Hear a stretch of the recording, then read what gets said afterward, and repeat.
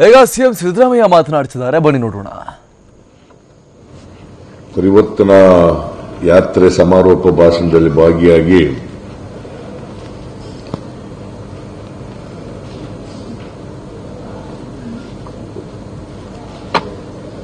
ನಮ್ಮ ಸರ್ಕಾರದ ಮೇಲೆ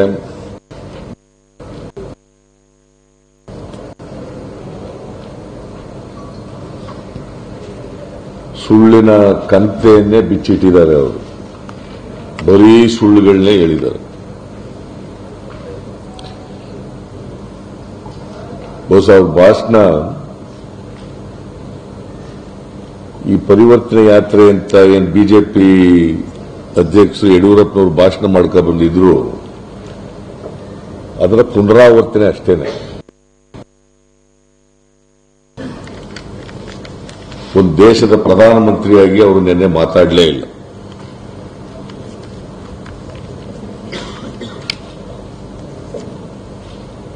ಸುಳ್ಳಿನ ಕತೆ, ಆಧಾರರಹಿತವಾದಂತಹ ಆರೋಪ ಮತ್ತೆ ಬೇಜವಾಬ್ದಾರಿ ಆರೋಪಗಳು. ನಮ್ಮ ಸರ್ಕಾರನ 10% ಕಮಿಷನ್ ಸರ್ಕಾರ ಅಂತ ಕರೆದಿದ್ದಾರೆ. ಎಲ್ಲ ಯೋಜನೆಗಳಲ್ಲಿ 10% ಕಮಿಷನ್ ತಗೊಳ್ತಕ್ಕಂಥ ಸರ್ಕಾರ ಅಂತ.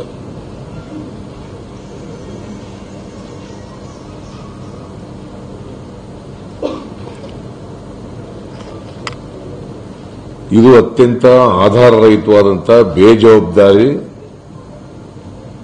ಆರೋಪ.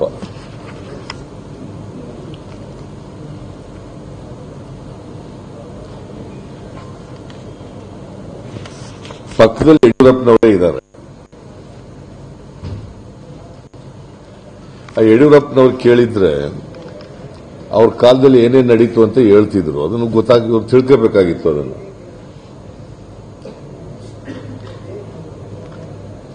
ಜೈಲಿಗೆ ಹೋದಂತ ಯಡಿಯೂರಪ್ಪನವರೇ ಪಕ್ಕದಲ್ಲಿದ್ರು. ಕಟ್ಟಾ ಸುಬ್ರಹ್ಮಣ್ಯ ಜೈಲಿಗೆ ಹೋದವರಿದ್ರು, ಕೃಷ್ಣ ಶೆಟ್ಟಿ ಜೈಲಿಗೆ ಹೋದವರಿದ್ರು, ಜನಾರ್ದನ್ ರೆಡ್ಡಿ ಜೈಲಿಗೆ ಹೋಗಿದ್ರು. ಇವೆಲ್ಲ ಇವ್ರ ಕಾಲದಲ್ಲೇ ಹೋಗಿದ್ದು, ಬಿಜೆಪಿ ಸರ್ಕಾರದ ಕಾಲದಲ್ಲಿ ಹೋಗಿದ್ದವರು. ಇವರು ಇಲ್ಲಿ ಬಂದು ಭ್ರಷ್ಟಾಚಾರದ ವಿರುದ್ಧವಾಗಿ ಮಾತಾಡ್ತಾರೆ, ಪಕ್ಕದಲ್ಲಿ ಯಡಿಯೂರಪ್ಪನ ಕುಳ್ಳಿಸ್ಕೊಂಡು.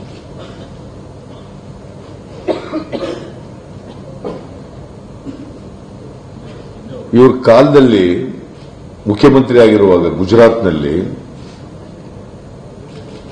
9 ವರ್ಷಗಳ ಕಾಲ ಲೋಕಾಯುಕ್ತನೇ ನೇಮಕ ಮಾಡಲಿಲ್ಲ ಅವರು.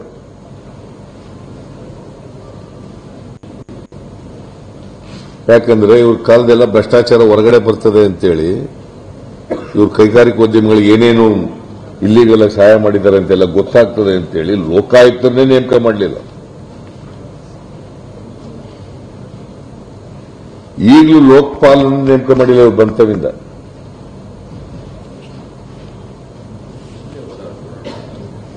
ಇವತ್ತಿನವರಿಗೆ ಲೋಕಪಾಲನ್ನು ನೇಮಕ ಮಾಡಿಲ್ಲ ಕೇಂದ್ರ ಸರ್ಕಾರ.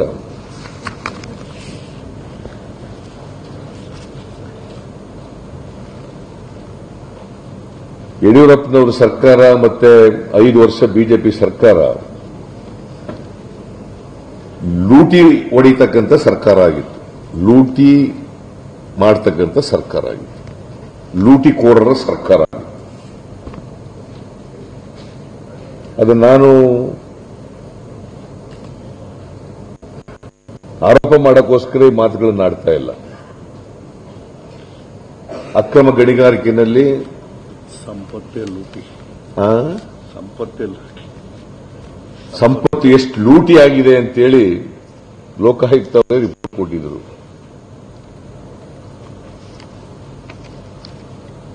ಬಹುಶಃ ಚೆಕ್ ಮೂಲಕ ಲಂಚ ತಗೊಂಡಂತ ನಿದರ್ಶನ ಎಲ್ಲೂ ಕಾಣಿಸಲ್ಲ.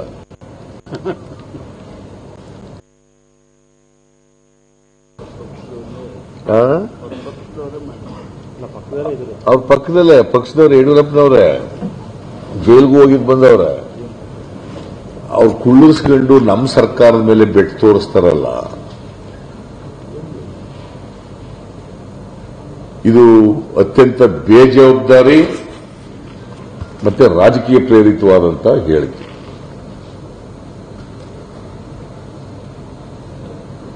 ಇದಕ್ಕಿಂತ ನಾಚಿಕೆಗೇಡಿನ ಪ್ರಸಂಗ ಇನ್ನೊಂದಿಲ್ಲ. ಯಾವ್ದಾದ್ರು ಇದ್ರೆ ಹೇಳಿ ನೋಡೋಣ, ದಾಖಲಾತಿಗಳ ಮೂಲಕ ಕೊಡ್ಲಿ ನೋಡೋಣ.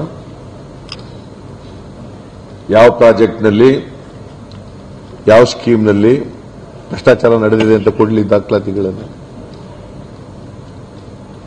ಸ್ಟೀಲ್ ಬ್ರಿಡ್ಜ್ ಪ್ರಸ್ತಾಪ ಮಾಡ್ತಾರೆ. ಯೋಜನೆ ಟೇಕ್ ಆಫ್ ಆಗಲಿಲ್ಲ. ನಮಗೆ ಸಾರ್ವಜನಿಕರು ಮತ್ತೆ ಎನ್ಜಿಟಿನಲ್ಲಿ ವಿರೋಧ ಮಾಡಿದ್ರು ಅಂತೇಳಿ ನಾವೇ ಡ್ರಾಪ್ ಮಾಡಿಬಿಟ್ಟು ಅದನ್ನು. ಸ್ಥಾಪನೆ ಬಂದಿದೆ ಬಿಜೆಪಿ ಕಾಲದಲ್ಲಿ, ಆಮೇಲೆ ಅದು ಪ್ರಾರಂಭ ಆಗಿದ್ದದೇ ಬಿಜೆಪಿ ಕಾಲದಲ್ಲಿ.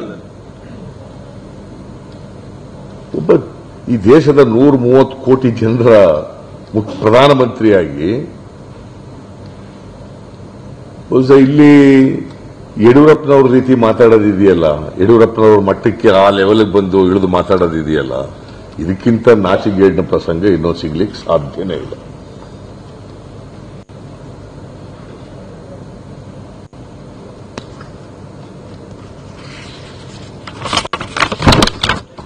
ಆಮೇಲೆ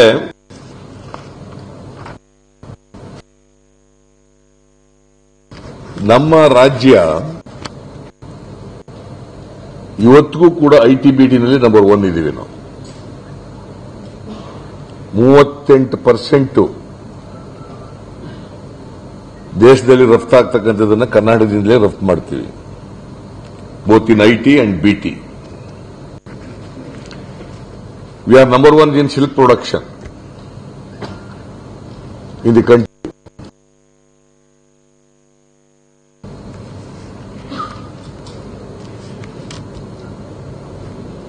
ನಾವು ಅಧಿಕಾರಕ್ಕೆ ಬಂದಾಗ ಕರ್ನಾಟಕ ಇನ್ವೆಸ್ಟ್ಮೆಂಟ್ನಲ್ಲಿ, ಕೈಗಾರಿಕಾ ವಲಯದಲ್ಲಿ ಇನ್ವೆಸ್ಟ್ಮೆಂಟ್ನಲ್ಲಿ our position was 11th place. ಕಳೆದ ವರ್ಷ ಅಂದ್ರೆ 16 ಮತ್ತೆ 17 2 ವರ್ಷ ಸತತವಾಗಿ we are number 1 as per the investment is concern. We are number 1. ಇದು ನಾನು ಹೇಳೋದಲ್ಲ, ಕೇಂದ್ರ ಸರ್ಕಾರದವರೇ ಹೇಳಿರ್ತಕ್ಕಂಥದ್ದು.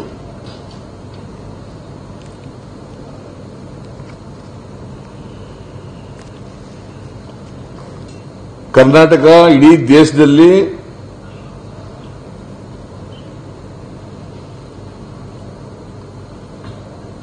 ಮಲ್ಟಿ ಸೆಕ್ಟರ್ ಸ್ಟಾರ್ಟ್ಅಪ್ ಪಾಲಿಸಿ ಘೋಷಣೆ ಮಾಡಿದ್ದು Karnataka. We are number 1. First state to introduce multi sector startup policy.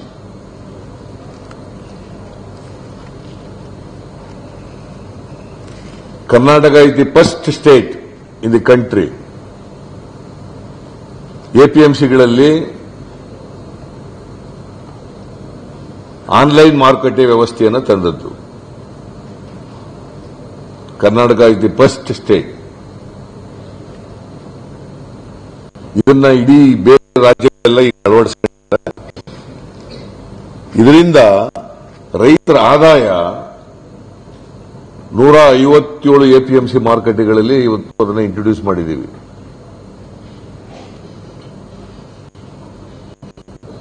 ನೀತಿ ಆಯೋಗದವರೇ ಹೇಳಿರೋ ಪ್ರಕಾರ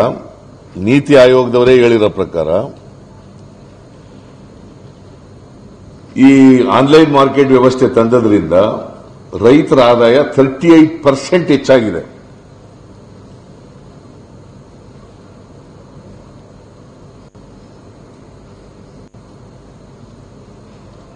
ಇದು ನೀತಿ ಆಯೋಗದವರು ಹೇಳಿರೋದು, ನಾನು ಹೇಳೋದಲ್ಲ ಇದು.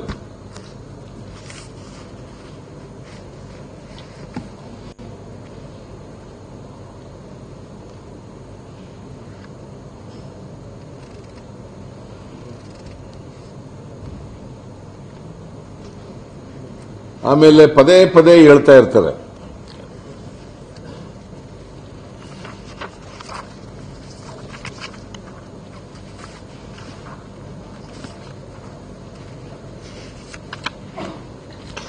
ಆಮೇಲೆ Karnataka is the first state in the country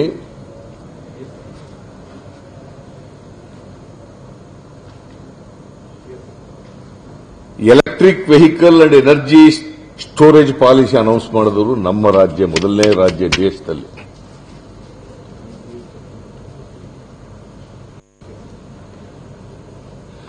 Karnataka is the first state to launch universal health scheme.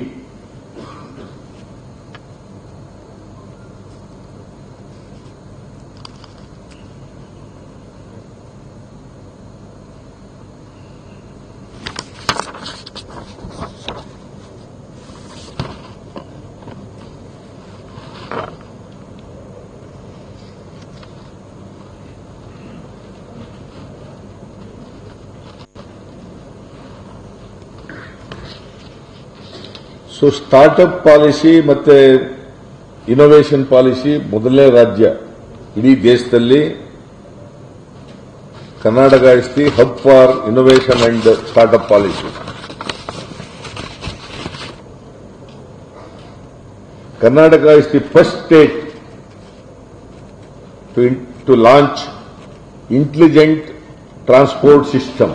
ಬಹುಶಃ ಇಡೀ ದೇಶದಲ್ಲಿ ಸಾರಿಗೆ ಸಂಸ್ಥೆಗೆ ಬಂದಿರೋಷ್ಟು ಪ್ರಶಸ್ತಿಗಳು ಯಾವ ದೇಶದಲ್ಲೂ ಕೂಡ ಬಂದಿಲ್ಲ. ಎಷ್ಟು ಬಂದಿದ್ದಾವೆ? 207 ಪ್ರಶಸ್ತಿಗಳು ಬಂದಿದ್ದಾವೆ. ನಮ್ಮ ಅವಧಿನಲ್ಲಿ 207 ಪ್ರಶಸ್ತಿಗಳು ಬಂದಿದ್ದಾವೆ ಕೆಎಸ್ಆರ್ಟಿಸಿಗೆ, Karnataka state road transport system.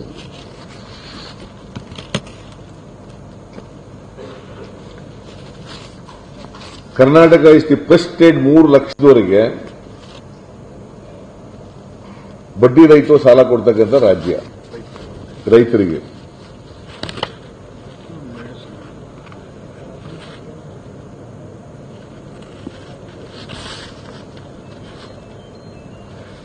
Karnataka is the first state in all taluk ಆಸ್ಪತ್ರೆಗಳಲ್ಲಿ ಡಯಾಲಿಸಿಸ್ ಸೆಂಟರ್ಗಳನ್ನು ಓಪನ್ ಮಾಡಿರ್ತಕ್ಕಂಥದ್ದು Karnataka is the first state.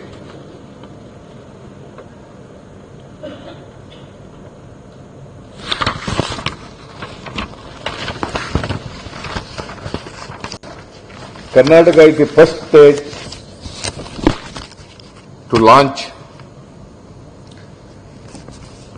ಕೃಷಿ ಹೊಂಡಗಳ ಕೃಷಿ ಭಾಗ್ಯ ಕಾರ್ಯಕ್ರಮ ಜಾರಿಗೆ ತಂದಿರತಕ್ಕಂಥದ್ದು Karnataka is the first state. I mean, of course, second state. ಪರಿಶಿಷ್ಟ ಜಾತಿ ಪರಿಶಿಷ್ಟ ವರ್ಗದವರಿಗೆ ಜನಸಂಖ್ಯೆಗೆ ಅನುಗುಣವಾಗಿ ಎಸ್ಸಿಪಿ ಟಿಎಸ್ಪಿನಲ್ಲಿ ಹಣ ಖರ್ಚು ಮಾಡಬೇಕು ಅಂತೇಳಿ ಕಾನೂನು ತಂದು ಅದನ್ನ ಮೋರ್ ಪ್ರೋಗ್ರೆಸಿವ್ ಮಾಡಿರ್ತಕ್ಕಂಥದ್ದು Karnataka number 1 state. Karnataka is the first state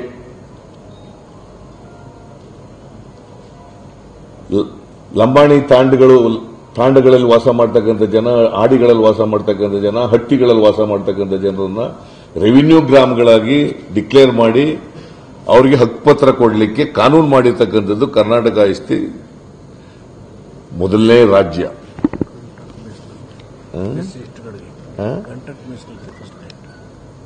ಆಮೇಲೆ ಪರಿಶಿಷ್ಟ ಜಾತಿ ಪರಿಶಿಷ್ಟ ವರ್ಗದವರಿಗೆ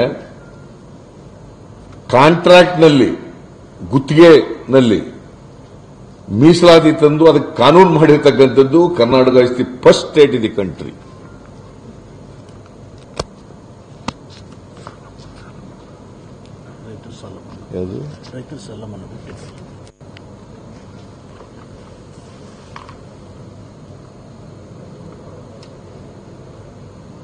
ಇಷ್ಟೆಲ್ಲ ಕರ್ನಾಟಕ. ಆಮೇಲೆ ಬಹಳಷ್ಟು ಪ್ರಶಸ್ತಿಗಳು ಕೇಂದ್ರ ಸರ್ಕಾರನೇ ಕೊಟ್ಟಿದೆ ನಮಗೆ.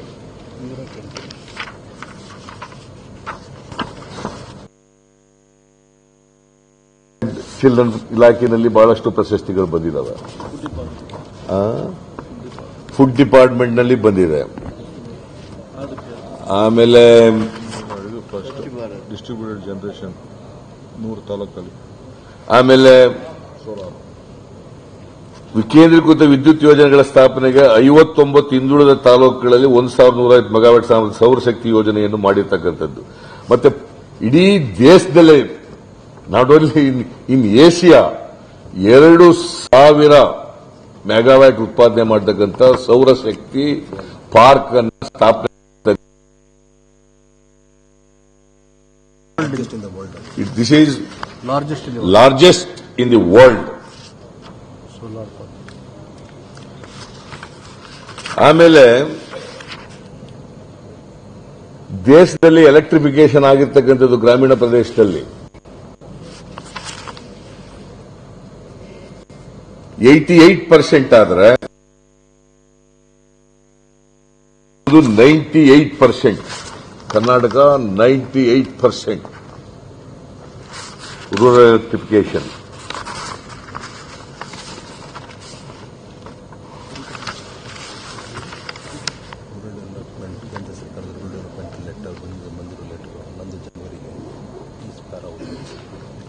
ಆಮೇಲೆ ಕೇಂದ್ರ ಸರ್ಕಾರ ನಮಗೆ 11 ಜನವರಿ 2018ರಲ್ಲಿ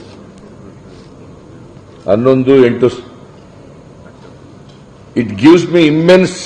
ಇದು ಯಾರು ಹೇಳಿರೋದು? ಸಂಜೀವ್ ಪ್ಯಾಟ್ Joshi.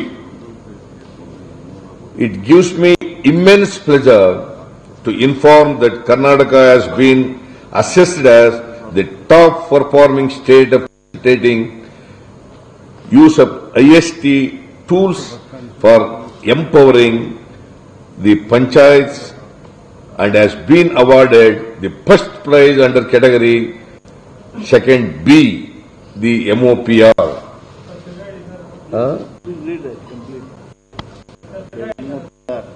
MOPR commends and applauds the effort made by the state government of Karnataka in furthering objective of empowering the grassroots level local. ಇದು ರೂರಲ್ ಡೆವಲಪ್ಮೆಂಟ್ ಬಂದಿರ್ತಕ್ಕಂಥ ಪ್ರಶಸ್ತಿ. ಇದು ರೂರಲ್ ಡೆವಲಪ್ಮೆಂಟ್ಗೆ ಕಂಪ್ಯೂಟರ್ ಬಳಕೆ ಅಲ್ಲ, ಇದು ಕಂಪ್ಯೂಟರ್ ಬಳಕೆ. ಇನ್ಫಾರ್ಮೇಶನ್ ಕಮ್ಯುನಿಕೇಶನ್ ಅಂಡ್ ಟೆಕ್ನಾಲಜಿನಲ್ಲಿ ಇದು ಇವರು ಹೇಳಿರೋದು. The submission made by the state governments through the MIS developed for the purpose were evaluated by the evaluation committee. It gives me immense pleasure to inform has been assessed as performing state in facilitating use of ICT tools. ಇದು ಇವರೇ ಹೇಳಿರೋದಲ್ಲ, ನರೇಂದ್ರ ಮೋದಿ ಅವರ ಸರ್ಕಾರನೇ ಹೇಳಿರೋದು ಇವೆಲ್ಲ.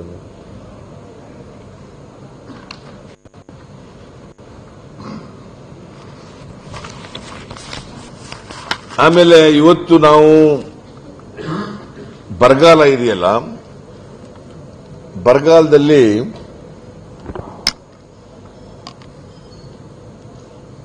ಬಹುಶಃ ರೈತರಿಗೆ ಅವರ ಅಕೌಂಟ್ಗಳಿಗೆ ನೇರವಾಗಿ ಆ ಪರಿಹಾರ ಹಣ ವರ್ಗಾವಣೆ ಮಾಡಿರ್ತಕ್ಕಂಥದ್ದು ಮೊದಲನೇ ರಾಜ್ಯ. ಇಷ್ಟೆಲ್ಲ ಪ್ರಥಮಗಳಿದ್ದಾಗೂ ಕೂಡ ಕರ್ನಾಟಕದಲ್ಲಿ ಕಾನೂನು ವ್ಯವಸ್ಥೆ ಇಲ್ಲ ಅಂತ ಹೇಳ್ತಾರಲ್ಲ. ಟಾಪ್ 10 ರಾಜ್ಯಗಳು ಯಾವುವು ಅಂತ ಸ್ವಲ್ಪ ಮೋದಿಯವರು ನೋಡ್ಕೊಂಡ್ರೆ ಒಳ್ಳೆಯದು. ಟಾಪ್ 10 ರಾಜ್ಯಗಳಿದಾವಲ್ಲ ದೇಶದಲ್ಲಿ, ಕಾನೂನು ವ್ಯವಸ್ಥೆ ಹದಗೆಟ್ಟೋಗ್ಬಿಟ್ಟಿರತಕ್ಕಂಥ ರಾಜ್ಯಗಳಿದಾವಲ್ಲ, ಆ ರಾಜ್ಯಗಳು ಯಾವ್ಯಾವ ಅಂತ ಅವ್ರು ಹೇಳಿದ್ರೆ ಚೆನ್ನಾಗಿರ್ತಿತ್ತು ನೆನ್ನೆ ಅವರು. ಯಾಕಂದ್ರೆ ಇಲ್ಲಿ startup policy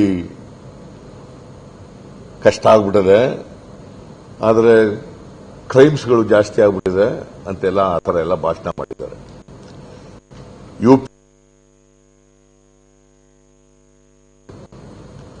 national crime record bureau ಅವರು ಹೇಳಿರ್ತಕ್ಕಂಥದ್ದು. ಯುಪಿ 11.5, ಮಧ್ಯಪ್ರದೇಶ್ ಇವೆಲ್ಲ ಮೇಲ್ಗಡೆ ಇರ್ತಕ್ಕಂಥವು ನಮಗಿಂತ. ಯುಪಿನಲ್ಲಿ ಅವರದೇ ಸರ್ಕಾರ, ಮಧ್ಯಪ್ರದೇಶ ಅವರದೇ ಸರ್ಕಾರ, ಬಿಹಾರ್ನಲ್ಲಿ ಸಮ್ಮಿಶ್ರ ಸರ್ಕಾರ, ರಾಜಸ್ಥಾನ್ ಅವರದೇ ಸರ್ಕಾರ, ಮಹಾರಾಷ್ಟ್ರ ಅವರದೇ ಸರ್ಕಾರ, ಗುಜರಾತ್ ಅವರದೇ ಸರ್ಕಾರ, ಹರಿಯಾಣ ಅವರದೇ ಸರ್ಕಾರ. ನಾವು 5% 10th ಪ್ಲೇಸ್ನಲ್ಲಿದ್ದೀವಿ. ಬಿಜೆಪಿ ಇದ್ದಾಗ 6.7 ಇತ್ತು. Now it has been reduce to 5%. Narendra Modi ಅವರು ಈ ದೇಶದ ಪ್ರಧಾನಮಂತ್ರಿಯಾಗಿ ಬಂದು ಇಷ್ಟೊಂದು ಸುಳ್ಳು ಹೇಳ್ತಾರಲ್ಲ, ಈ ರಾಜ್ಯದ ಜನರಿಗೆ ತಪ್ಪು ಮಾಹಿತಿ ಕೊಡ್ತಕ್ಕಂಥ ಪ್ರಯತ್ನ ಮಾಡ್ತಾರಲ್ಲ, ನನ್ನ ಪ್ರಕಾರ ಅವರ ಸ್ಥಾನಕ್ಕೆ ಅಗೌರವ ಮಾಡಿದ್ದಾರೆ ಅಂತೇಳಿ ನನಗೆ ಅನಿಸುತ್ತೆ. ಆ ಸ್ಥಾನಕ್ಕೆ ದೊಡ್ಡ ಗೌರವ ಮಾಡಿದ್ದಾರೆ ಅಂತ ಅನಿಸುತ್ತೆ. It's not just Narendra Modi, is A prime minister of this country.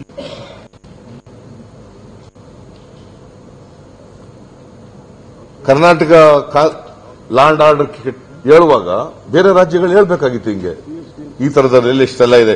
ಯುಪಿನಲ್ಲಿ 11.5 ಇದೆ, the highest in the country. Which parties government is there in UP? It is BJP. ಒಂದು ವೇಳೆ ಲ್ಯಾಂಡ್ ಆರ್ಡರ್ ಕೆಟ್ಟೋಗಿದ್ರೆ, ಲ್ಯಾಂಡ್ ಆರ್ಡರ್ ಸರಿ ಇಲ್ಲದೆ ಹೋದ್ರೆ ಕರ್ನಾಟಕದಲ್ಲಿ, ನಾವು ಇನ್ವೆಸ್ಟ್ಮೆಂಟ್ ನಲ್ಲಿ 2 ವರ್ಷ ಸತತವಾಗಿ ನಂಬರ್ 1 ಇನ್ ದಿ ಕಂಟ್ರಿ ಆಗಕ್ಕೆ ಸಾಧ್ಯ ಆಯ್ತಿತ್ತ? We are number 1 in the country as far as investment is concern. How it is possible? ಕಾನೂನು ಕೆಟ್ಟೋಗಿದೆ ಅಂದ್ಬಿಟ್ಟು ಕೆಟ್ಟೋಗಿದ್ದ ಜನ ಬಂದು ಇನ್ವೆಸ್ಟ್ ಮಾಡ್ತಾರೆ ಕರ್ನಾಟಕದಲ್ಲಿ.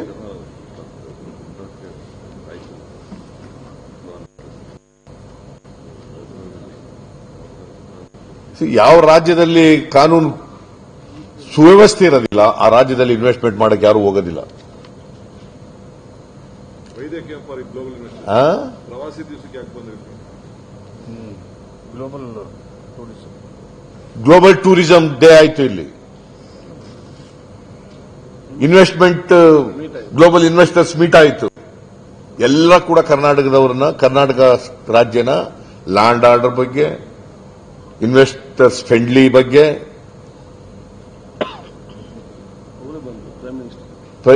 ಇವರೇ ಎಲ್ಲ ದೇಶದ ವಿದೇಶದ ಎಲ್ಲ ಬಂದಿದ್ರು ಇನ್ವೆಸ್ಟರ್ಸ್ ಕರ್ನಾಟಕಕ್ಕೆ. They all priced Karnataka.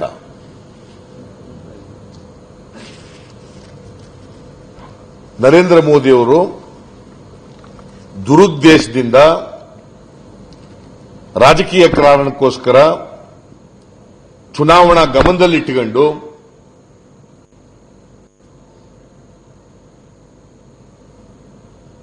ಏನು ಹಿಂದೆ ಬಿಜೆಪಿಯವರ ಸರ್ಕಾರ ಲೂಟಿ ಹೊಡೆಯತ ಸರ್ಕಾರ ಆಗಿತ್ತು, ಅದನ್ನ ಮುಚ್ಚಾಕ್ಲಿಕ್ಕೋಸ್ಕರ ಆ ಲೂಟಿಕೋರರಿಗೆ ರಕ್ಷಣೆ ಕೊಟ್ಟಂತವರು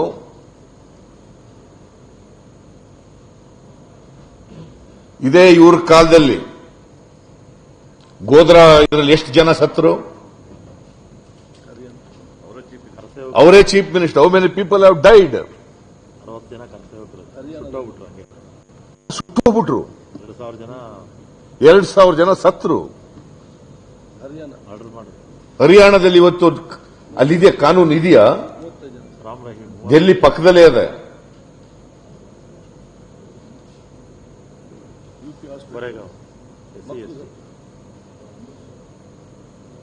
ಇವತ್ತು ಇವ್ರು ಬಂದ ಮೇಲೆ ಎಲ್ಲೆಲ್ಲಿ ಬಿಜೆಪಿ ಸರ್ಕಾರಗಳಿದೆ ಅಲ್ಲೆಲ್ಲ ಪರಿಶಿಷ್ಟ ಜಾತಿ, ಪರಿಶಿಷ್ಟ ವರ್ಗದವರಿಗೆ, ಅಲ್ಪಸಂಖ್ಯಾತರಿಗೆ ರಕ್ಷಣೆ ಇಲ್ಲ.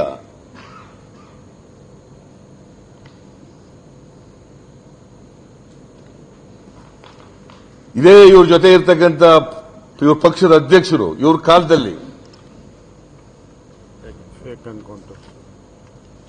ಕಾಲದಲ್ಲಿ, ಅಮಿತ್ ಶಾ ಅವರು ಎನ್ಕೌಂಟರ್ ಕೇಸ್ನಲ್ಲಿ ಯಾಕೆ ಸಿಕ್ಕಾಕೊಂಡಿದ್ರು? ಜೈಲ್ಗೆ ಯಾಕೆ ಹೋಗಿದ್ರು? ಗಡೀಪಾರ ಯಾಕಾಗಿದ್ರು?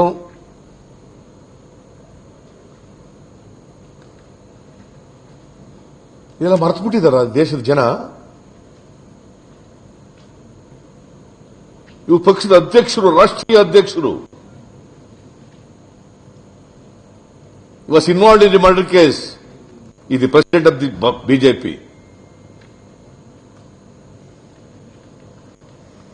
ಗಡೀಪಾರ ಆಗಿದ್ರು. ಅವ್ರನ್ನ ಅಧ್ಯಕ್ಷರು ಮಾಡ್ಕೊಂಡು ಇವತ್ತು ದೇಶ ತುಂಬಾ ಓಡಾಡ್ತಾ ಇದ್ದಾರೆ.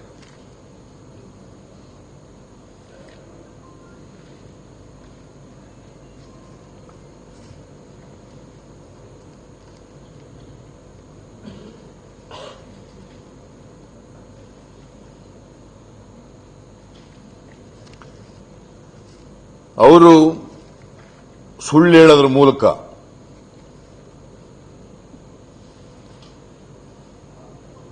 ಮುಂದಿನ ಚುನಾವಣೆಯಲ್ಲಿ ಯಾರು ಜೈಲಿಗೆ ಹೋಗಿದ್ದಾರೆ ಅವ್ರನ್ನ ಮುಂದಿನ ಮುಖ್ಯಮಂತ್ರಿ ಅಂತ ಪ್ರೊಜೆಕ್ಟ್ ಮಾಡ್ತಾ ಇದ್ದಾರೆ.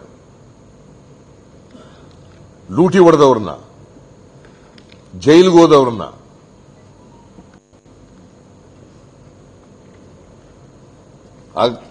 ಈ ತರ ಸುಳ್ಳು ಹೇಳಿ ಕರ್ನಾಟಕ ರಾಜ್ಯಕ್ಕೆ, ಕರ್ನಾಟಕದ ಜನರಿಗೆ ಅಗೌರವ ಮಾಡ್ತಕ್ಕಂಥ ಮಾತುಗಳನ್ನು ಪ್ರಧಾನಮಂತ್ರಿಗಳು ಆಡಿದ್ದಾರೆ. ನಾನು ಇದನ್ನ ತೀವ್ರವಾಗಿ ಖಂಡಿಸ್ತೇನೆ.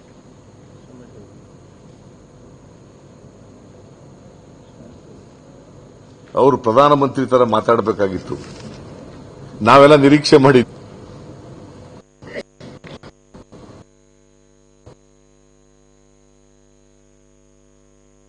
ಪ್ರಧಾನಮಂತ್ರಿಗಳು ಆಡಿದ್ದಾರೆ. ಕರ್ನಾಟಕ ರಾಜ್ಯದ ಜನರ ಮೇಲೆ ನ್ಯಾಷನಲೈಸ್ಡ್ ಬ್ಯಾಂಕ್ ಮತ್ತು ಶೆಡ್ಯೂಲ್ ಬ್ಯಾಂಕ್ ಕೊಟ್ಟಿರ್ತಕ್ಕಂಥ ಸಾಲ 42,000 ಕೋಟಿ ಇದೆ. ಅದನ್ನು ಮನ್ನಾ ಮಾಡಿ ಅಂತ ಆಲ್ ಪಾರ್ಟಿ ಡೆಲಿಗೇಷನ್ ಪ್ರಧಾನಮಂತ್ರಿಗಳನ್ನು ಭೇಟಿ ಮಾಡಿ 2 ವರ್ಷ ಭೀಕರ ಬರಗಾಲ ಇದೆ, ಸಾಲ ಮನ್ನಾ ಮಾಡಿ ಅಂತಂದ್ರೆ ಅದಕ್ಕೆ ಬಗ್ಗೆ ಮಾತಾಡಲಿಲ್ಲ, ಅದು ಮಾಡಕ್ಕೆ ಒಪ್ಕೊಳ್ಳಿಲ್ಲ. ಹಿಂದೆ 72,000 ಕೋಟಿ ಮನಮೋಹನ್ ಸಿಂಗ್ ಅವರಿದ್ದಾಗ ಮನ್ನಾ ಮಾಡಿದ್ರು, ಅದಕ್ಕೆ ಮಾಡಕ್ ತಯಾರಾಗಿಲ್ಲ. ಅದ್ರ ಬಗ್ಗೆ ಮಾತಾಡಬೇಕಾಗಿತ್ತು ಇಲ್ಲಿ ಬಂದಾಗ.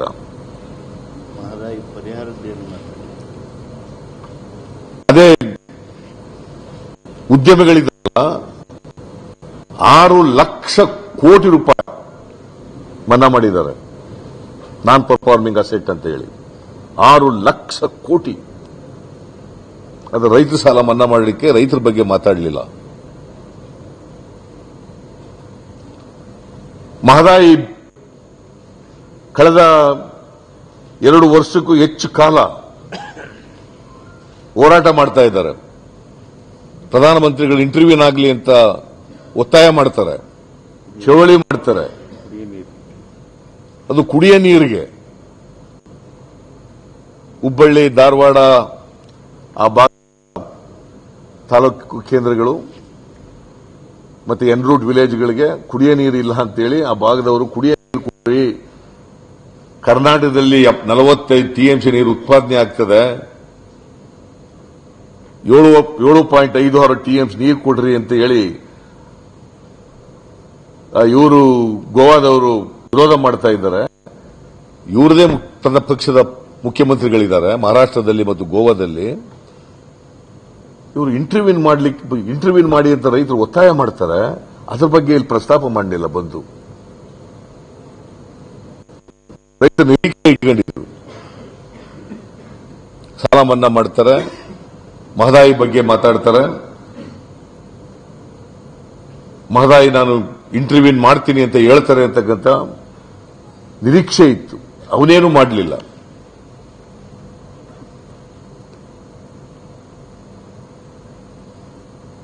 ಆಮೇಲೆ ಈ ದೇಶದ ಪ್ರಧಾನಮಂತ್ರಿಯಾಗಿ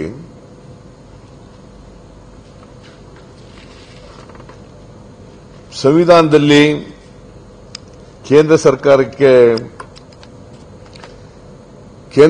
ಬರೋ ತೆರಿಗೆಗಳು ಎಲ್ಲಿಂದ ಬರ್ತವೆ? ಆಕಾಶದಿಂದ ಬರ್ತದ? ಎಲ್ಲ ರಾಜ್ಯಗಳಲ್ಲಿ ಸಂಗ್ರಹಣೆ ಆಗ್ತಕ್ಕಂಥ ತೆರಿಗೆ ಅದು.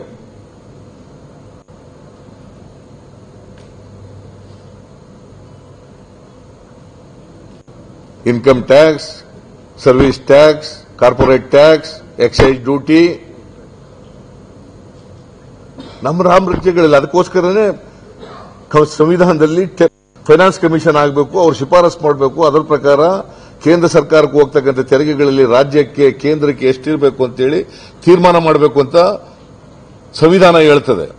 ಅದ್ರ ಪ್ರಕಾರ ಫೈನಾನ್ಸ್ ಕಮಿಷನ್ ಆಗೋದು. 14th ಫೈನಾನ್ಸ್ ಕಮಿಷನ್ ಇವತ್ತು 2015-16 ಜಾರಿಯಲ್ಲಿದೆ. ನಾವು ರಾಜ್ಯ ಸರ್ಕಾರಗಳಿಗೆ ಕೊಟ್ಟಿದ್ದೀವಿ. ಏನ್ ಕೊಡಿ? ಎಲ್ಲಿಂದ ಕೊಟ್ಟಿದ್ದಾರೆ? It is our share. ಹಕ್ಕು ಅದು. It is our share. The taxes collected in Karnataka, we have our share in that. Actually ಇವ್ರಿಗೆ ನಾವು ಕೊಡ್ತಾ ಇರೋದು ಅಲ್ಲಿ ಇವರು ಇದೆಲ್ಲ ಕೇಂದ್ರದಲ್ಲಿ ಖರ್ಚು ಮಾಡ್ತಾರಲ್ಲ ಅದಕ್ಕೆಲ್ಲ ನಾವು ಕೊಡ್ತಾ ಇರೋದು. ಯಾಕಂದ್ರೆ ಒಟ್ಟು ತೆರಿಗೆ ಕಲೆಕ್ಟ್ ಆಗ್ತಾ ಇರೋದು ದೇಶದ ತೆರಿಗೆನಲ್ಲಿ ಕಲೆಕ್ಟ್ ಆಗ್ತಕ್ಕಂಥದ್ರಲ್ಲಿ ಕರ್ನಾಟಕ ಒಂದರಲ್ಲೇ 9.47%. Number 3 in income tax. V are number 3. Income tax. ಆದ್ರೆ ನಮಗ್ ಬರ್ತಕ್ಕಂಥದ್ದು ಎಷ್ಟಪ್ಪ ಅಂತಂದ್ರೆ ಲೆಸ್ ದ್ಯಾನ್ 4 ಎಷ್ಟು 4.65. Collection almost 10%. We are getting only 4.65. ಇನ್ನು ಉಳಿದದೆಲ್ಲ ಅವ್ರಿಗೆ. We are giving Modi 5%. ಅದರಲ್ಲಿ ನಾವು ಏನೋ ಕೊಟ್ಟಿದ್ದೀವಿ ಇದು ಇವರೇ ಕೊಟ್ಟಿಲ್ಲ. ಸಂವಿಧಾನ ಬಂತು, ಎಲ್ಲಾ ರಾಜ್ಯಗಳು ಎಲ್ಲಾ ಸರ್ಕಾರಗಳು ಕೊಡ್ತವೆ. ಅದು ಇದು ಕೊಡ್ಲೇಬೇಕು. ಅದು ಸಂವಿಧಾನ ಬಂದು ಕೊಡ್ಲೇಬೇಕು. ಹಾಗಾದ್ರೆ ನಮ್ಮ ರಾಜ್ಯದಲ್ಲಿ ತೆರಿಗೆಲ್ಲ ನಾವೇ ಕಲೆಕ್ಟ್ ಮಾಡ್ಕೊತೀವಿ, ನಿಮಗೆ ಕೊಡಲ್ಲ ಅಂದ್ರೆ ಹಂಗೆ ಹೇಳಕ್ ಆಗಲ್ಲ. ದೇರ್ ಇಸ್ ಎ ಕಾನ್ಸ್ಟಿಟ್ಯೂಷನ್ ಒಪ್ಕೊಂಡಿದ್ದೀವಿ. ಕಾನ್ಸ್ಟಿಟ್ಯೂಷನ್ ಪ್ರಕಾರ ತೆರಿಗೆ ಕೇಂದ್ರ ಸರ್ಕಾರಕ್ಕೆ ಎಷ್ಟಿರಬೇಕು, ರಾಜ್ಯ ಸರ್ಕಾರಕ್ಕೆ ಎಷ್ಟಿರಬೇಕು ಅಂತ ಎಲ್ಲ ಒಪ್ಕೊಂಡಿದ್ದೀವಿ. ಅದ್ರ ಪ್ರಕಾರ ತೆರಿಗೆ ಬರೋದು. ಕೊಟ್ಟಿದ್ದೀವಿ, 3 ಲಕ್ಷ ಕೊಟ್ಟಿದ್ದೀವಿ. ಆಕ್ಚುಲಿ ನಿಜ ಹೇಳಬೇಕು ಅಂತಂದ್ರೆ ಮೊನ್ನೆ ನಮ್ಮ ಕೃಷ್ಣ ಬೈರೇಗೌಡ ಮತ್ತೆ ದಿನೇಶ್ ಗುಂಡೂರಾವ್ ಹೇಳಿದ್ದಾರೆ, ನಮ್ಗೆ ಆಕ್ಚುಲಿ 3 ವರ್ಷದಲ್ಲಿ 14 ಫೈನಾನ್ಸ್ ಕಮಿಷನ್ ಅಲ್ಲಿ ಪ್ರೊಜೆಕ್ಟ್ ಆಗಿರೋದು ಪ್ರತಿ ವರ್ಷ ಎಷ್ಟು ಬರಬೇಕು ಅಂತ ಪ್ರೊಜೆಕ್ಟ್ ಆಗಿದೆ. ಅದರ ಪ್ರಕಾರ 3 ವರ್ಷದಲ್ಲಿ ಅಂದ್ರೆ 15, 16, 17, 17, 18ರಲ್ಲಿ ನಮಗೆ ಬರಬೇಕಾಗಿರೋದು 95,000 crores. ನಾವು ಬರಬೇಕಾಗಿದ್ದದ್ದು 95,200 crores. 95,200 crores. Whereas we got 84,500 crores. According to the projection by 14 Finance Commission, we should have got 95,200 crores, whereas in 3 years we got 84,500 crores. That means to say there is shortage of 10,500 crores. ಇದನ್ನ ಹೇಳ್ಬೇಕಾಗಿತ್ತು ಬಂದು, ನಾವು ಕೊಡಕ್ಕಾಗಲಿಲ್ಲ ಇದನ್ನ ಅಂತ.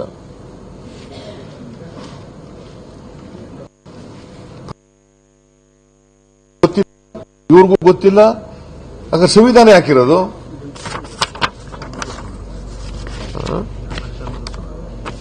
ಆಮೇಲೆ 2 ಲಕ್ಷ ಕೊಟ್ಟಿದ್ದೀವಿ ಅನ್ನೋದು ಸುಳ್ಳು.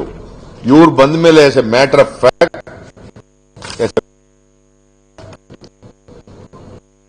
Centrally sponsored schemes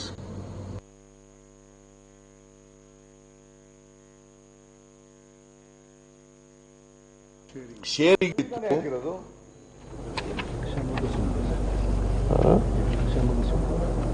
ಆಮೇಲೆ 2 ಲಕ್ಷ ಕೊಟ್ಟಿದ್ದೀವಿ ಅನ್ನೋದು ಸುಳ್ಳು. ಇವ್ರು ಬಂದ ಮೇಲೆ as a matter of fact centrally sponsored schemes ಅದರಲ್ಲೆಲ್ಲ ಎಷ್ಟು ಶೇರಿಂಗ್ ಇತ್ತು, ಆ ಶೇರಿಂಗ್ ಎಲ್ಲ ಸೆಂಟ್ರಲ್ ಶೇರ್ನೆಲ್ಲ ಕಡಿಮೆ ಮಾಡಿಬಿಟ್ಟಿದ್ದಾರೆ. That is the grant. ಅದು ಗ್ರಾಂಟ್. ಸೆಂಟ್ರಲಿ ಸ್ಪಾನ್ಸರ್ಡ್ ಸ್ಕೀಮ್ ಕೊಡೋದು ಗ್ರಾಂಟ್ಸ್. ಇದು ಟ್ಯಾಕ್ಸೇಷನ್ ಶೇರಿಂಗು, ಇದು ನಮ್ಮ ಶೇರ್ ಅಷ್ಟೇ ಕೊಡೋದು.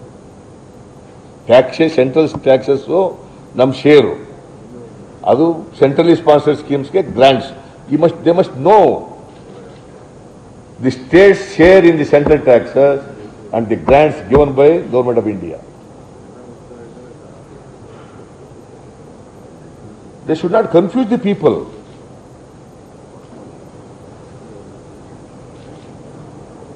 They should not suppress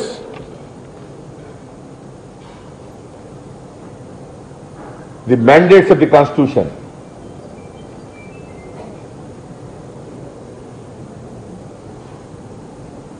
ಈ ತರ ಒಬ್ಬ ಪ್ರಧಾನಮಂತ್ರಿ ಬಂದು ಹಿಂಗೆಲ್ಲ ಸುಳ್ಳು ಹೇಳಿದ್ರೆ ಇವರು ಭ್ರಷ್ಟಾಚಾರದಲ್ಲಿ ಮುಳುಗೋಗಿದ್ದಾರೆ. ಲೋಕಾಯುಕ್ತ 9 ವರ್ಷ ಅಪಾಯಿಂಟ್ ಮಾಡದಿದ್ದವರು, ಈಗ ಲೋಕಪಾಲ್ನ ಅಪಾಯಿಂಟ್ ಮಾಡದಿದ್ದವರು, ಇವ್ರಿಗೆ ಯಾವ ನೈತಿಕತೆ ಇದೆ ಭ್ರಷ್ಟಾಚಾರದ ವಿರುದ್ಧ ಮಾತಾಡಕ್ಕೆ? What moral right mister Narendra Modi has? Supreme court ಶ್ರೀಮಾರಿ ಯಾಕೆ ಸರ್ ಲೋಕಾಯುಕ್ತ ವಿಚಾರದಲ್ಲಿ? ಸುಪ್ರೀಂ ಕೋರ್ಟ್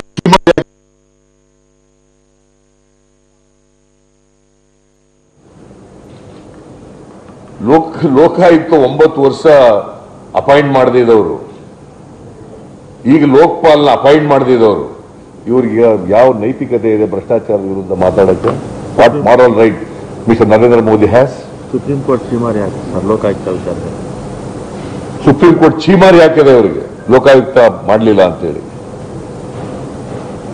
ಲೋಕಪಾಲು ಮಾಡಲಿಲ್ಲ. ಲೋಕಪಾಲು ಮಾಡಿಲ್ಲ, ಈಗ 4 ವರ್ಷದಲ್ಲಿ ಲೋಕಪಾಲ್ ಮಾಡಲಿಲ್ಲ, ಮಾಡೋದು ಇಲ್ಲ ಅವರು. That clearly shows that Narendra Modi ಅವರು as Prime Minister of this country is supporting the corruption. He is facilitating corruption.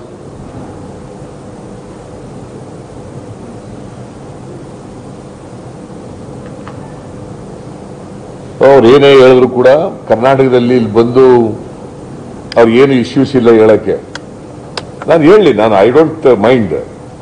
ಭ್ರಷ್ಟಾಚಾರ ಇದ್ರೆ ದಾಖಲಾತಿಗಳ ಮೂಲಕ ಹೇಳಲಿ. Let him furnish documents. You are saying that Prime Minister is telling so many lies and so many bundle of lies. Do you think he is fit to continue as the Prime Minister? Do you think he is fit to ನನ್ನ ಪ್ರಕಾರ Prime Minister? ಪ್ರಧಾನಮಂತ್ರಿ ಆಗಲಿಕ್ಕೆ ಅವರು Morally not. Morally not. Yesterday, he made one more statement. He is of doing murder. He is doing murder. ಅದನ್ನೇ ಹೇಳಿದ್ನಲ್ರಿ, ಅವ್ರ ಕಾಲದಲ್ಲಿ ಎಷ್ಟು ಜನ ಸತ್ರರಿ? 2,000 ಜನ ಸತ್ರಲ್ಲಪ್ಪ, ಬೆಂಕಿನಲ್ಲಿ ಸತ್ತೋದ್ರಲ್ಲ. ಇವರ ನರೇಂದ್ರ ಮೋದಿ ಅವರವರು ಅಮಿತ್ ಶಾ ಅಧ್ಯಕ್ಷರು, ರಾಷ್ಟ್ರೀಯ ಪಕ್ಷದ ಅಧ್ಯಕ್ಷರು, ಜೈಲ್ಗೆ ಹೋಗಿದ್ರಲ್ರಿ, ಗಡಿಪಾರ ಆಗಿದ್ರಲ್ಲಪ್ಪ. ಅವ್ರು ಯಾರೀಗ ಅವರು? ವಾಟ್ ಈಸ್ ಹಿ ನಾವು? ವಾಟ್ ಈಸ್ ಯಡಿಯೂರಪ್ಪ ನಾವು? ಗಲಾಟೆ ಮಾಡಿಸ್ತಿರೋದೇ ಆಮೇಲೆ ಇವತ್ತು ಗಲಾಟೆ ನಡೀತಾ ಇರೋದೇ ಈ ಶಾ ಬಂದ್ಮೇಲೆ, ಚುನಾವಣೆ ಬಂದ್ಮೇಲೆ ಪ್ರತಾಪ್ ಸಿಂಹ ಹೇಳೋದು. ಸರ್, ಪ್ರಧಾನಮಂತ್ರಿಯಾಗಿ ನೈತಿಕವಾಗಿ ಅವರಿಗೆ ಅರ್ಹತೆ ಇಲ್ಲ ಅಂತ ಹೇಳಿದವರು, ಅವರ ಜೊತೆ ನಿಮ್ಮ ಸರ್ಕಾರದ ಮತ್ತು ನಿಮ್ಮ ಸಂಬಂಧ ಹೇಗಿದೆ? ಏನು? ನಿಮ್ಮ ಸರ್ಕಾರದ ಮತ್ತು ನಿಮ್ಮ ಸಂಬಂಧ ಹೇಗಿದೆ? ನಮ್ಮ ಸಂಬಂಧ ಚೆನ್ನಾಗೇ ಇದೆ. Because is the prime minister of this country, not as BJP man. Is the prime minister of this country. Federal structure ನಂಬಿಕೆ ಇರೋರು, ಪ್ರಜಾಪ್ರಭುತ್ವದಲ್ಲಿ ನಂಬಿಕೆ ಇಟ್ಕೊಂಡಿರೋರು, ನಾವು ಸಂವಿಧಾನದಲ್ಲಿ ನಂಬಿಕೆ ಇಟ್ಕೊಂಡಿರ್ತಕ್ಕಂಥವ್ರು.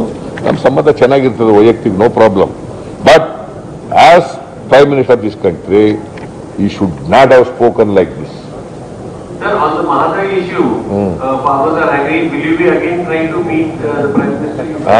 ಏನು Mahadai issue, you try to speak to the farmers, Prime Minister on this. Will you again take a delegation to the Prime Minister? Now, already written a letter after the all-party meeting. Recently, all-party meeting I called, and I have taken a decision in that to write a letter to Prime Minister requesting him to intervene in this matter. If he gives the appointment, I will take the all-party delegation to Prime Minister. ರಾಜ್ಯ ಸರ್ಕಾರದ ಕೌಂಟೌಟ್ ಶುರುವಾಗಿದೆ. ರಾಜ್ಯ ಸರ್ಕಾರದ ವಿರುದ್ಧ ಜನ ಮತ ಚಲಾವಣೆ ಮೂಲಕ ಸರ್ಕಾರನ ಕಳಿಸುತ್ತಂತ ಮೊದಲು ಹೇಳಿದ್ರು. ಅದೇ ನಾನು ಹೇಳಿದ್ಮೇಲಪ್ಪ, ಇಲ್ಲಿ ರಾಜಕೀಯ ಭಾಷಣ ಮಾಡಕ್ ಬಂದವ್ರೆ. ಭಾರತೀಯ ಜನತಾ ಪಕ್ಷ, ನರೇಂದ್ರ ಮೋದಿಯವರು 100 ಸಾರಿ ಬಂದು ಹೋದ್ರು ಕರ್ನಾಟಕಕ್ಕೆ. ಅಮಿತ್ ಶಾ ಬಂದು ಇಲ್ಲಿ ಎಷ್ಟೇ ಕೋಮು ಗಲಭೆಗಳನ್ನ ಮಾಡ್ಲಿಕ್ಕೆ ಮಾಡಿದ್ರು ಕೂಡ ನಾವು ಕಾಂಗ್ರೆಸ್ ಪಕ್ಷ, ಜನ ಈಗಾಗಲೇ ತೀರ್ಮಾನ ಮಾಡಾಗೋಗ್ತದೆ. ರಾಜಸ್ಥಾನ ಚುನಾವಣೆಯಲ್ಲಿ ನಾವೇ 100 ಗೆಲ್ಲೋದು, ನಾವೇ ಅಧಿಕಾರಕ್ಕೆ ಬರೋದು. ರಾಜಸ್ಥಾನದಲ್ಲಿ ಏನಾಯ್ತು ಮೊನ್ನೆ,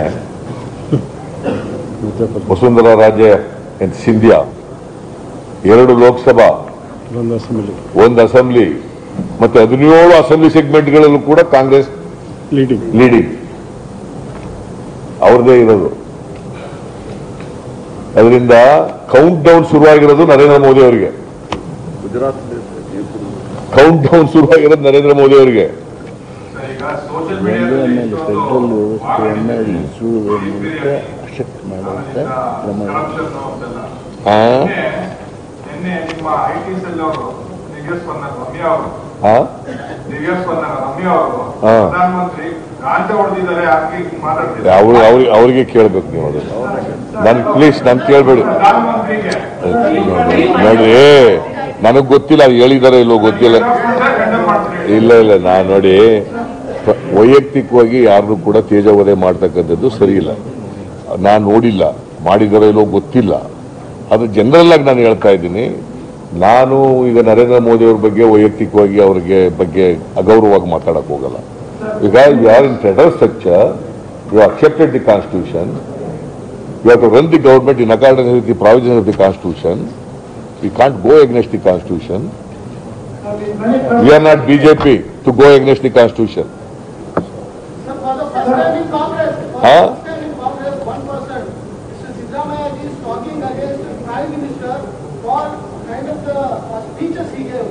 Meaning also the Congress this kind of initiative must have taken in the AICC level.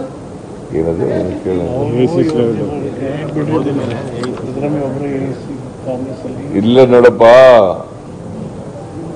ನಮ್ಮ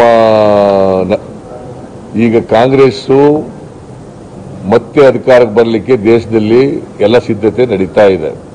ಮತ್ತೆ ಜನ ಈಗಾಗಲೇ ರಾಜಸ್ಥಾನ ನೋಡಿದ್ಮೇಲೆ ನೀವು ಬಹಳ ಸ್ಪಷ್ಟವಾಗಿ ಗೊತ್ತಾಗುತ್ತೆ.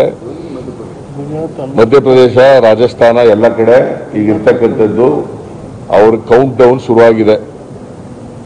ನರೇಂದ್ರ ಮೋದಿ ಅವರ ಕೌಂಟ್ ಡೌನ್ ಶುರುವಾಗಿದೆ. ಯಾಕಂದ್ರೆ ಸುಳ್ಳು ಹೇಳ್ಬಿಟ್ಟು ಏನೂ ಮಾಡಿಲ್ಲ. ಅಚ್ಚೇ ದಿನ್ ಬಿಲ್ ಬಂತು.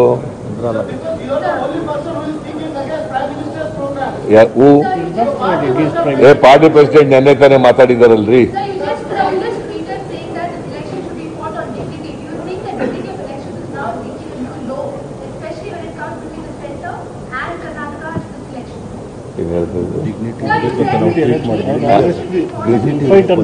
ಹೌದೌದು, ಈಗ ಅದನ್ನ ಟ್ವೀಟ್ ಮಾಡಿದ್ದಾರೆ. ನಿಜ ಅದು ನಿಜ. ನೋಡಪ್ಪ, ಡಿಗ್ನಿಟಿ ಎಲ್ರಿಗೂ ಇರ್ಬೇಕು. ಡಿಗ್ನಿಟಿ ನನಗೆ ಅವ್ರಿಗೆ ನಿಮಗೆ ಎಲ್ರಿಗೂ ನಮ್ಮೆಲ್ರಿಗೂ ಇರ್ಬೇಕು.